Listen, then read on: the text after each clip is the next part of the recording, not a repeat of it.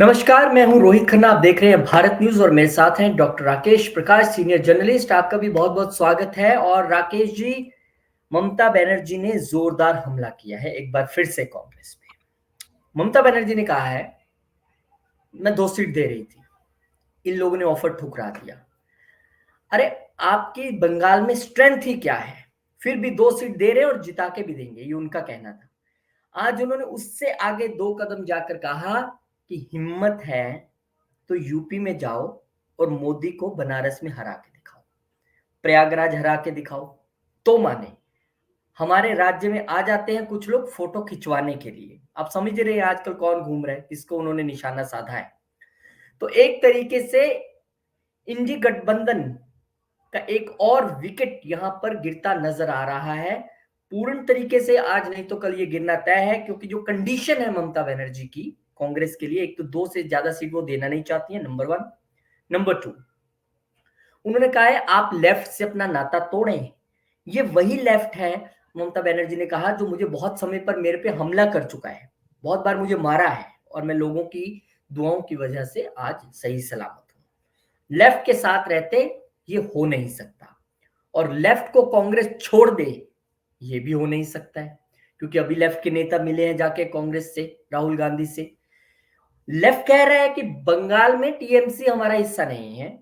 राहुल गांधी कह रहे हैं चुप, अपने कार्यकर्ताओं को ममता दीदी के खिलाफ कुछ बोलना नहीं है।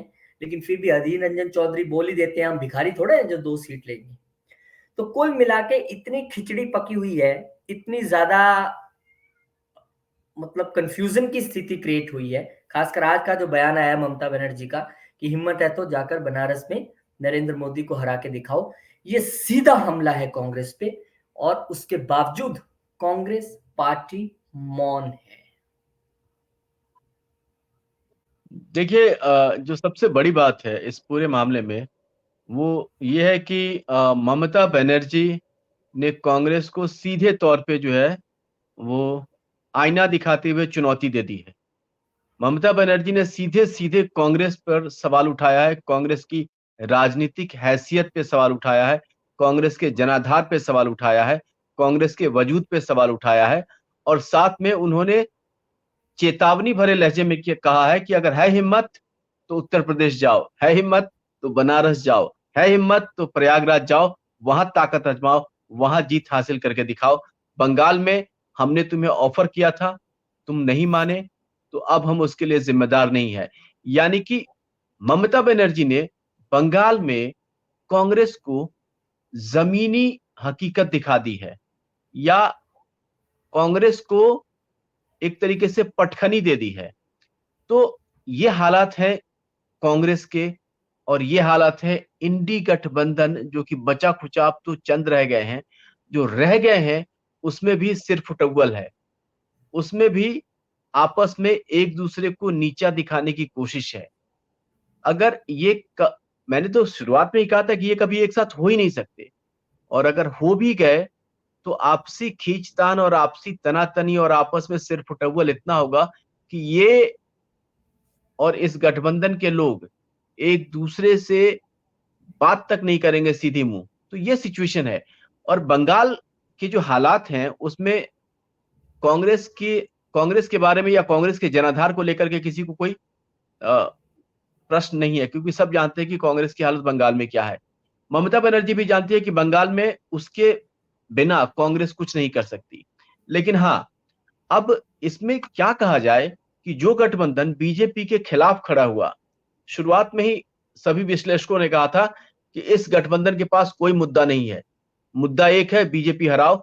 तो जो गठबंधन बिना मुद्दे के, बिना सोच के, बिना रणनीति के एक जगह इकट्ठा हो रहा है, वो कभी इकट्ठा हो ही नहीं सकता। और आप देखिए, आज से 3-4 महीने पहले ये इकट्ठा होने की बात कर रहे थे, और अब जब इनके इकट्ठा होने की घड़ी आ गई, जब इस बात की सबसे ज्यादा जरूरत है कि सभी दल एक साथ मिलकर के रणनीति बनाए, कार्यक्रम बनाए, जनता के बीच जाए, तो इन मौके पे धोखा, कहते हैं ना, मौके पे धोखा जो है वो ये सारे इंडी गठबंधन के घटक दल एक दूसरे को दे रहे हैं। और जब समय आया कि जब ये एक साथ हो, तो सबने एक एक करके साथ छोड़ना शुरू कर दिया। यानी कि जब जहां जिस चीज की जरूरत है उसके ठीक उल्टा इनका आचरण होता है। तो अब आप देखिए कि नीतीश जी को आप देख ही चुके हैं, उन्होंने इस गठबंधन के हालात को देखते हुए खुद को किनारे कर लिया, यानी कि ये गठबंधन ही छोड़ दिया, अब वो एनडीए में है। ममता बनर्जी को देखिए, इन्होंने भी साफ-साफ जो है वो एक तरीके से आपस में जो है वो लड़ाइयाँ शुरू कर दी हैं, खुलेआम। अधीर रंजन चौधरी, उनके बयान तो ऐसे होते हैं, पता नहीं क्या मतलब कितनी सियासत की समझ है, इसको लेकर के जो है वो हमेशा जो है सो मतलब अधीर रंजन चौधरी जो है, वो एक अलग ही उनका नज़रिया होता है। हमेशा उनके बयानों में जो है वो ऐसा होता है जैसे वो लड़ने के लिए आए हैं, राजनीति करने के लिए नहीं। तो अधीर रंजन चौधरी ने जिस तरीके से बात कही वो ममता बनर्जी और टीएमसी को बहुत ही नागवार गुजरी, और टीएमसी ने तो साफ-साफ कह दिया कि कांग्रेस और टीएमसी के बीच अगर गठबंधन नहीं होता है या नहीं हो रहा है या नहीं हुआ है, तो उसके लिए सीधे-सीधे अधीर रंजन चौधरी जिम्मेदार हैं। जी राहुल गांधी को लेकर के, कांग्रेस को लेकर के, सोनिया गांधी को लेकर के जो टीएमसी का नजरिया है वो ममता बनर्जी ने अपने बयानों से साफ कर दिया है।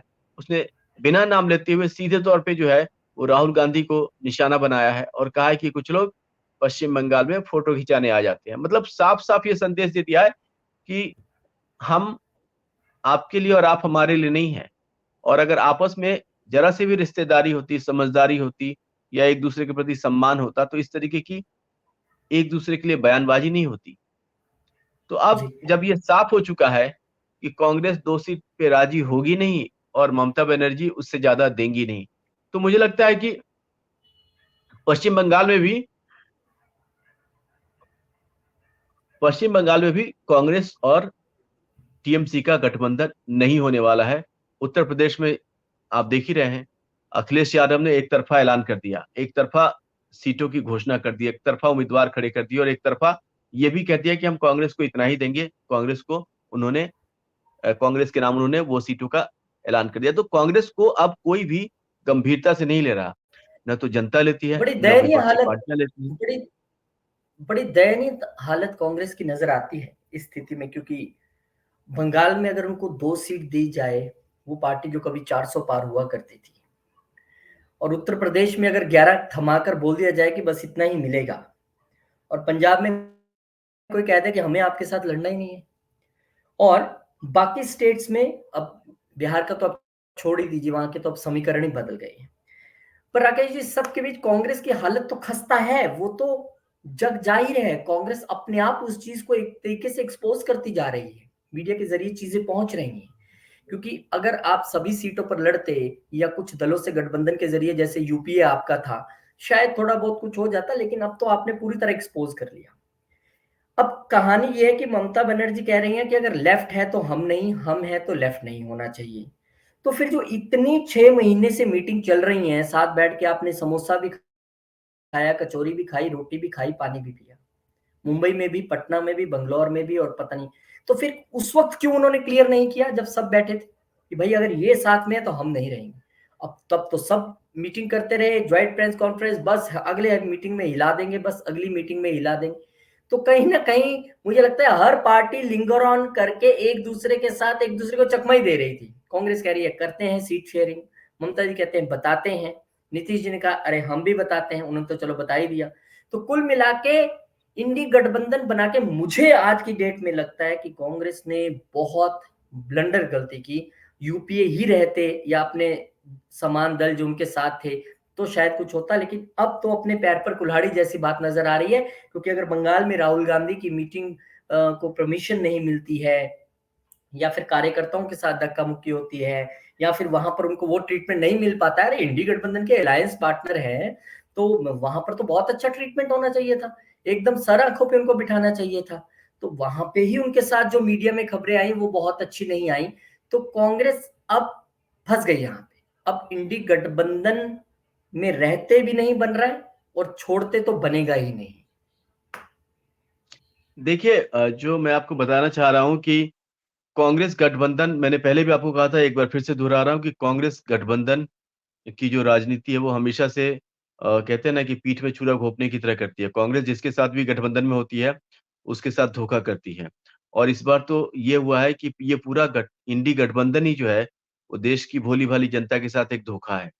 जिसकी परत दर परत जो है वो खुल करके अब सामने आ रही है। नीतीश कुमार की बात आप सब जानते हैं, ममता बनर्जी अब खुलेआम कह चुकी हैं, टीएमसी के नेता खुलेआम कह चुके हैं, कांग्रेस के नेता भी अब बयानबाजी दे रहे हैं। तो कांग्रेस क्या कर सकती है, क्या कर रही है और क्या पहले थी, इसका आकलन कांग्रेस को खुद करना चाहिए। और अगर नहीं करेगी तो सिमटते जनाधार के बाद कांग्रेस की स्थिति एक राज्य स्तरीय पार्टी के रूप में रह जाएगी। तो ये बड़ा अहम सवाल है कि कांग्रेस किस दिशा में जा रही है, कहाँ जा रही है और कांग्रेस को क्या करना चाहिए? ये तो कांग्रेस के नेताओं को सोचना है, उनके रणनीतिकार को सोचना है।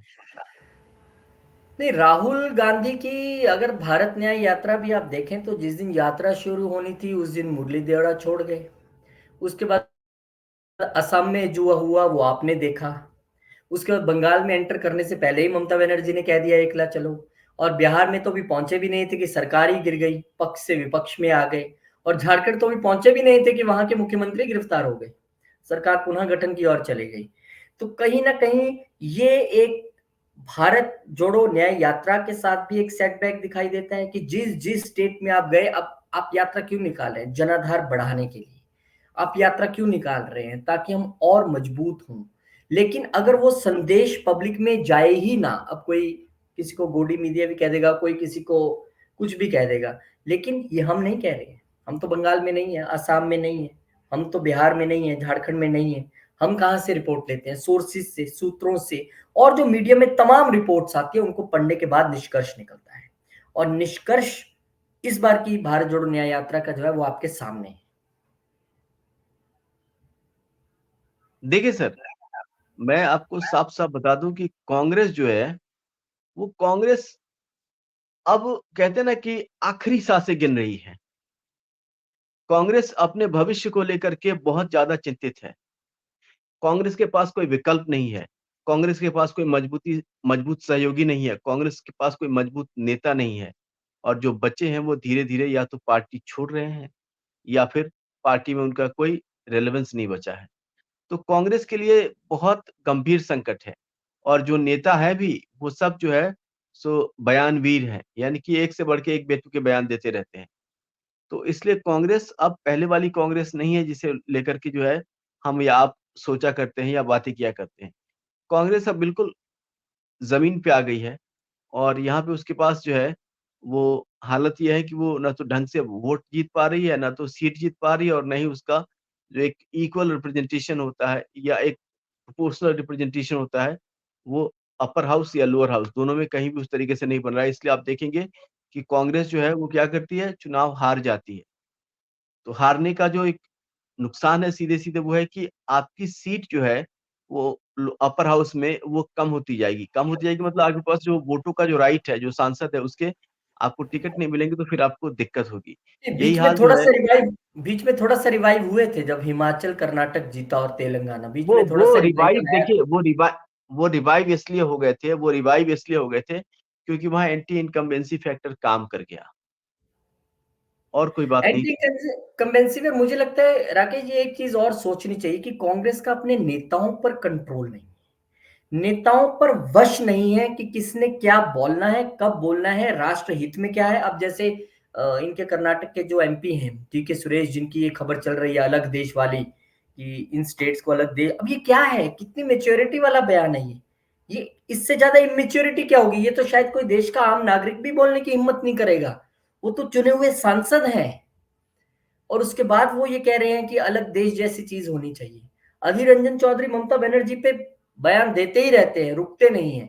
और बहुत सारे ऐसे नेता हैं जो अपने अपने तौर पर चलते हैं। तो पार्टी पर कंट्रोल और नेताओं पर और उनके बयानों पर कंट्रोल भी नहीं है। जो तीर चलते हैं वो सीधा आके फिर पार्टी को नुकसान करते हैं, क्योंकि आप किसी न किसी पार्टी को रिप्रेजेंट कर रहे हैं और आपकी सोच पार्टी की सोच है, तभी तो आप उस पार्टी में हैं। बिल्कुल, बिल्कुल आप सही कह रहे हैं।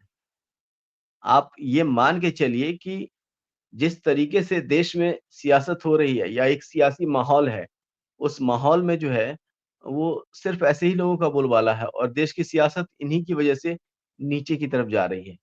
तो ये बड़ा ही मतलब गंभीर विषय है और इसमें सोचने की नहीं, कुछ करने की ज़रूरत है और करने के लिए जो है वो ममता बनर्जी और उनका जो दल है या फिर उनके जो परिवार के सदस्य हैं, वही कुछ इस बारे में ठोस फैसला ले सकते हैं, क्योंकि ममता जो है वो सियासत को लेकर के बहुत क्लियर रहती है। ममता सड़कों पे भी उतरती है, ममता प्रदर्शन भी करती है, ममता लोगों के साथ भी रहती है। तो ममता बनर्जी का तो ख़ैर समझ में आता है, लेकिन ममता बनर्जी ने जो बातें कही कांग्रेस को, वो क्यों कही?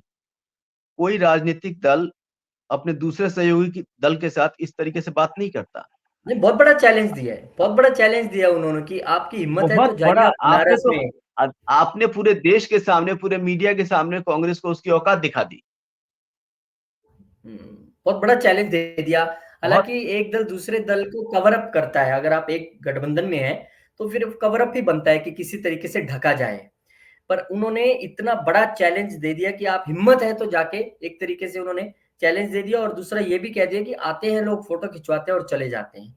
तो कहीं ना कहीं बीजेपी या किसी और विरोधी दल को, जो कांग्रेस के विरोधी दल है, उनको कांग्रेस की न्याय यात्रा या कांग्रेस पे बयान देने की जरूरत ही नहीं है। सहयोगी दल ही उस काम को पूरा कर रहे हैं। तो कहीं ना कहीं अब कोई जो मर्जी कहता रहे कि हम एक है, हम बातचीत कर रहे हैं, नेगोशिएशन चल रही है। राकेश जी, बात करते करते जनवरी का महीना भी चला गया है और फरवरी का महीना, आज 2 तारीख हम बैठे हैं। और ये फरवरी का महीना बड़ा छोटा होता है, 28-29 दिन का ही है मेरे ख्याल, आज 29 का होगा इस साल। तो मैंने फिर कहा ना कि नेगोशिएशन होते होते ये भी चला जाएगा। आप ये मान के चलिए कि इनसे इनके बस का कुछ नहीं है। आप ये सॉरी टू से बट ये मान के चलिए। हाल की घड़ी में तो लग रहा है, लेकिन अगर नहीं, बस नहीं, की नहीं, बात नहीं, नहीं। करें, मैं पहले देखिए बस नहीं, ये तो मैं आपको जी। सीधे तौर पे बता दूँ कि इनके बस का कुछ नहीं है। इन्होंने हर राज्य के चुनाव में स्थानीय नेताओं को झोंक रखा है और उसके बल पे चुनाव का परिणाम अपने पक्ष में पंजाब करने में की भी कोशिश प्रॉब्लम है करते सर, हैं। पंजाब में भी नवजोत सिंह सिद्धू अपनी ही रैलियां कर रहे हैं। और अभी जो मीटिंग थी बड़ी अहम चंडीगढ़ में, कल की शायद बात है, वो उसमें भी नहीं पहुंचे।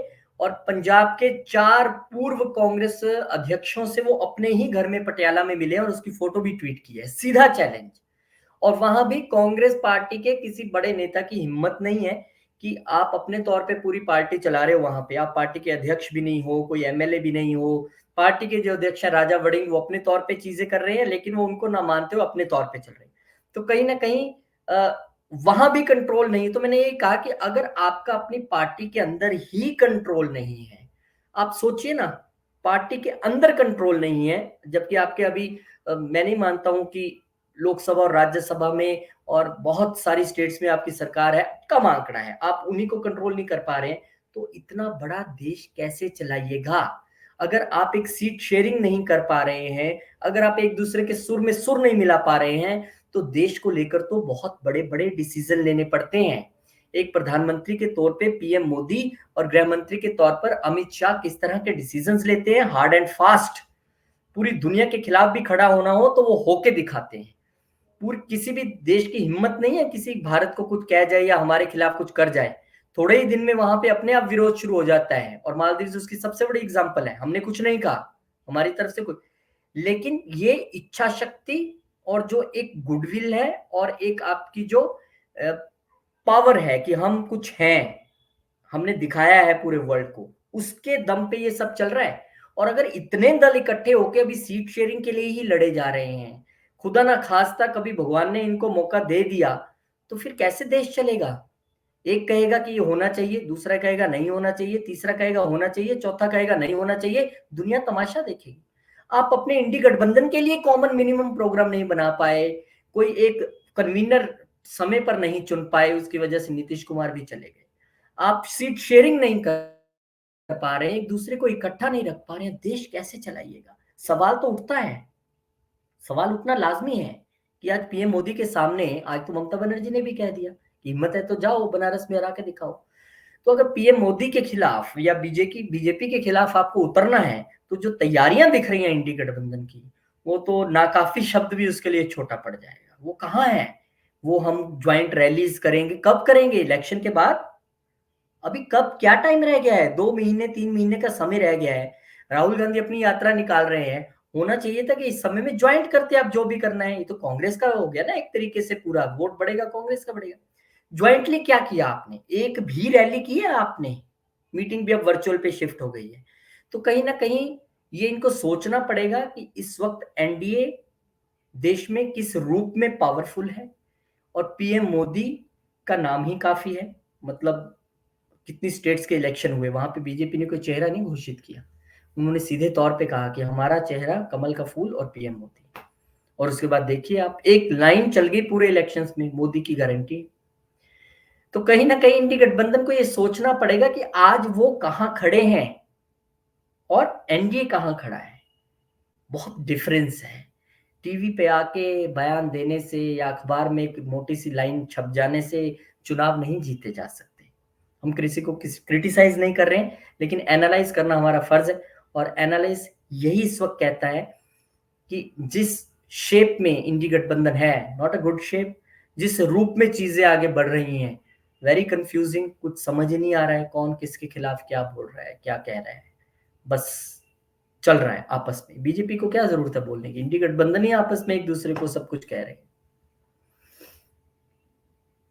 जी राकेश जी। देखिए सर, मैं आपको एक चीज बता दूं कि इसमें सबसे बड़ी बात है, मैं अभी कुछ आंकड़ों को देखने की कोशिश कर रहा था, कुछ आंकड़ों को जी समझने की कोशिश कर रहा था, और ये सियासत के जी आंकड़े हैं। सियासत के आंकड़े के जी। साथ जो है वो मतलब कहते हैं ना कि सियासत के आंकड़े एक कहानी बताते हैं, एक परिस्थिति का आकलन करते हैं। वो परिस्थिति वक्त के साथ बदलती है, और जब वक्त के साथ परिस्थितियां बदलती है तो उस समय आंकड़ों के गणित में जो खेल छुपा होता है वो चुनावी रणनीति में काम नहीं आता। हम्म आपको अतीत ये बता सकता है कि इस सीट पे इस साल इस चुनाव में इतने वोट पड़े, इसको इतना प्रतिशत मिला, यहाँ ये हम्म विजयी हुआ। लेकिन हमारा सोशल साइंस ये कहता है, हमारा जो भारत है और भारत का जो गांव है, प्रदेश है, राज्य है, शहर है, वहां जो चीजें बदलती हैं, समाज में जो चीजें बदलती हैं, उसकी गति बड़ी तेज है, बड़ी हम्म तेज रफ्तार से चीजें बदलती हैं। और वैसे में हर घटना, हर बदलाव पे पैनी नजर रखनी पड़ती है। और अगर आप हम्म पैनी नजर नहीं रख रहे हैं तो सियासत में आप 4 कदम पीछे हैं। और इसी बात पे, इसी मुद्दे पे बीजेपी सबसे आगे रहती है। इसी मुद्दे पे बीजेपी जनता के बीच रहती है, समाज के बीच रहती है, और सभी राजनीतिक दलों से 2 कदम आगे रहती है। क्योंकि वक्त की नब्ज को पहचानने में बीजेपी का कोई मुकाबला नहीं। ममता बनर्जी लाख जुझारूपन है। आपको ये चौंकाने वाले तथ्य आपको पता होंगे, पिछले चुनाव में क्या हुआ था, 2019 के चुनाव में क्या हुआ था, 2014 के बाद जब 2019 के चुनाव में जब बंगाल में कांटे की टक्कर हुई, तो आपको ये जान के हैरानी होगी कि अगर ममता बनर्जी को 21 या 22 सीटें हैं तो बीजेपी ने भी पश्चिम बंगाल में 18 सीटें जीती हैं लोकसभा की। हम्म आपने देखा होगा कि ये वही बीजेपी है जिसने खुद ममता बनर्जी को बंगाल में उन्हीं की सीट पे हराया है। हम्म हमें इस बात को नहीं भूलना चाहिए। बंगाल में अब बीजेपी सिर्फ कागज पे नहीं है, बीजेपी अब जमीन पे है। बीजेपी अब वहां के लोगों के दिलों में राज करती है, और इसलिए अब बीजेपी को कोई हल्के में नहीं ले सकता, और जो लेगा वो बहुत बड़ी सियासी भूल करेगा। तो जी ये चीज जो है वो ममता बनर्जी को भी समझने की जरूरत है, ये चीज वामपंथी दलों को भी समझने की जरूरत है, और ये चीज कांग्रेस को भी समझने की जरूरत है। जी। कोई कितना भी बिल्कुल। इकट्ठा हो ले, कोई कितना भी आपस में साझेदारी कर ले, पश्चिम बंगाल की जनता अपने भविष्य को लेकर के चिंतित है, और इस बार बंगाल जो है वो कंगाल होने के रास्ते पे जाना पसंद नहीं करेगा। अब बंगाल को जो है जी खुशहाली चाहिए, बंगाल को तरक्की चाहिए, बंगाल को विकास चाहिए। और वो कहां से आएगा? तो वो पिछले 10 सालों से जो ममता बनर्जी की सरकार चल रही है 2 बार से, उससे अब तक तो आता हुआ नहीं दिख रहा है। ममता बनर्जी की सत्ता में जो भ्रष्टाचार के मामले निकल कर आ रहे हैं, ईडी की टीम पे पश्चिम बंगाल में हमला हो जाता है, क्या ऐसा कभी आपने सोचा था कि किसी दूसरे राज्य में हो सकता है? और जब मामले की जांच होती है तो वहां पे ईडी के अधिकारियों पर ही केस दर्ज हो जाता है। ये सच्चाई भी किसी से छुपी नहीं है। बिल्कुल, ये तो ट्रेंड सा बन गया आजकल। हेमंत सोरेन ने भी ईडी की ही टीम पर केस दर्ज करा दिया। तो अब कहानी ये है कि आप अगर एजेंसीज पर ही केस दर्ज कराएंगे तो कैसे बात बनेगी, क्योंकि मैं वो बता तो रहा हूँ, मेरे पास बहुत जेलों में। सारे आंकड़े पड़े हुए हैं। आपको रोहित जी जी मैं बताऊं, मैं अभी आंकड़ों के साथ यहाँ बैठा हूँ।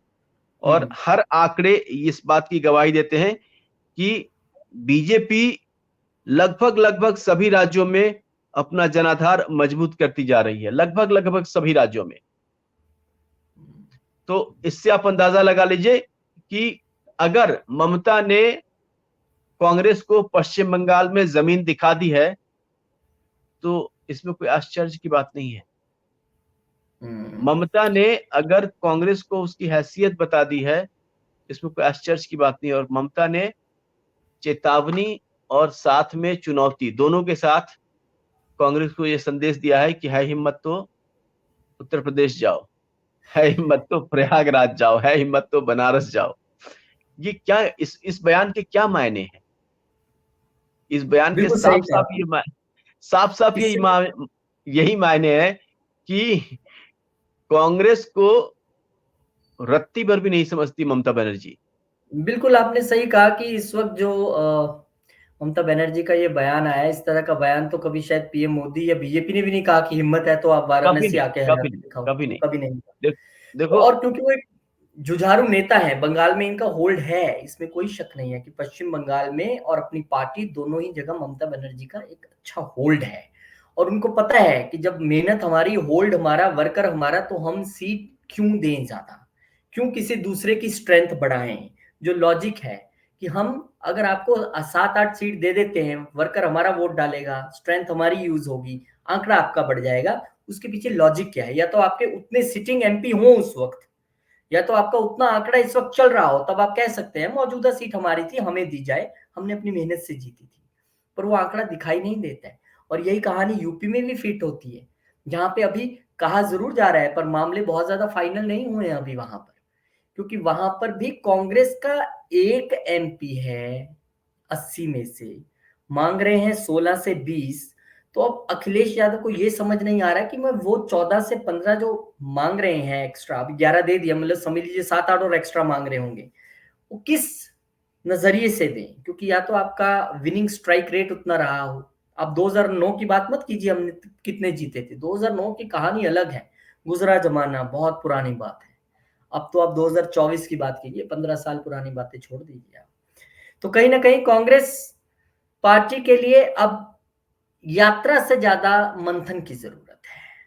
यात्रा तो निकलती रहेगी, मंथन की जरूरत है कि इंडिया अलायंस बचता है नहीं बचता है, सबको कैसे साध के रखना है, 2 सीट लेनी है नहीं लेनी है, 11 लेनी है नहीं लेनी है, किससे साथ लड़ना है, आपस में ही लड़ना है या बीजेपी से लड़ना है, ये सब तय करना पड़ेगा। और हमारी नजर इस पे बनी रहेगी और इस तरह के जो भी अपडेट्स हम लाएंगे अपने दर्शकों तक जरूर पहुंचाएंगे। बहुत बहुत शुक्रिया राकेश जी, बहुत धन्यवाद। बहुत शुक्रिया हमारे दर्शकों का भी। चैनल को आप सब्सक्राइब करें, वीडियो को शेयर करें, लाइक करें। और आप क्या सोचते हैं, आपकी राजनीतिक समझ क्या कहती है कि ममता बनर्जी का ये जो वार कांग्रेस पर हुआ है, अब इसके बाद कांग्रेस क्या रिएक्ट करेगी, नहीं रिएक्ट करेगी, या अभी भी इसी सहारे बैठ रहेगी, नहीं नहीं नहीं नहीं बोलना नहीं है, अभी तो हमें नेगोशिएशन करना है? क्या लगता है आपको?